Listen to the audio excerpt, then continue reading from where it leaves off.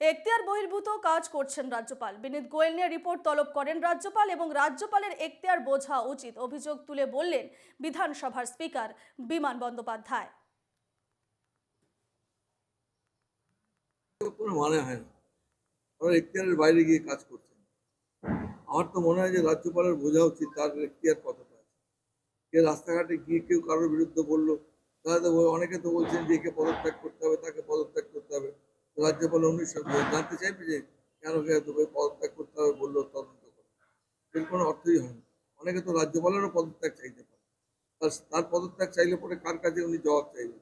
তাই আমি এটা রাজ্যপালের এখতিয়ারের ব্যাপারে, রাজ্যপাল যদি মনে করেন যে তিনি থাকবেন না, তিনি জানাতে পারেন রাষ্ট্রপতিকে। ব্যাপারে কিছু নেই, কিন্তু সুনির্দিষ্ট বিধান আমাদের আমাদের যেটা কনস্টিটিউশনে যে প্রভিশনস আছে তাতে প্রভিশন লেখা রয়েছে।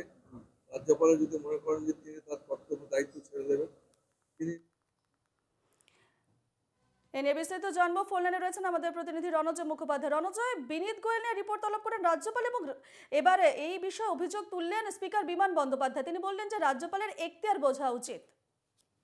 দেখো, রাজ্যপাল সিভি আনন্দ বোস তিনি বিনীত গোয়েল যখন সঞ্জয় রায় এই পুলিশ কমিশনের কথা বলেছিলেন, তিনি বিনীত গোয়েলের নাম উল্লেখ করেছেন এবং অব্যবহিত পরে রাজ্যপাল মুখ্যমন্ত্রীর কাছ থেকে বিনীত গোয়েল সম্পর্কিত রিপোর্ট চেয়ে পাঠিয়েছিলেন এবং সেই জায়গাকেই আজকে মন্তব্য করেছেন। সেই জায়গা থেকেই রাজ্যপালের বিরুদ্ধে স্পিকার বিমান বন্দ্যোপাধ্যায় এবং সরাসরি ভাবে তিনি আঘাত এনেছেন যে রাজ্যপাল তিনি যেভাবে কাজ করছেন এখতিয়ার বহির্ভূত কাজ করছেন। অর্থাৎ রাজ্যপালের যে এরিয়া অনুযায়ী কাজ করার যে লিমিট থাকে তার বাইরে গিয়ে রাজ্যপাল সিবি আনন্দ বোস কাজ করছেন। এমনকি রাজ্যপালের পদত্যাগের বিষয়টিও তিনি সামনে নিয়ে এসেছেন। প্রয়োজনে রাষ্ট্রপতির কাছে গিয়ে পদত্যাগ করতে পারেন রাজ্যপাল। অর্থাৎ তিনি তার কাজের মধ্যেই থাকুন, তার কাজের বাইরে গিয়ে, তার লিমিটেশনের বাইরে গিয়ে যাতে রাজ্যপাল সিভি আনন্দ বোস তিনি তার গতিবিধিকে না নিয়ে যান, সেই জায়গা থেকেই আবেদন করেছেন একদিকে স্পিকার বিমান বন্দ্যোপাধ্যায়। তুমি জানো যে বিভিন্ন ইস্যুতে রাজ্যপালের সঙ্গে রাজ্য সরকার বা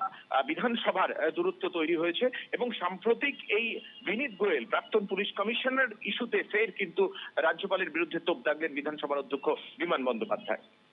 বেশ, ধন্যবাদ রণজয়।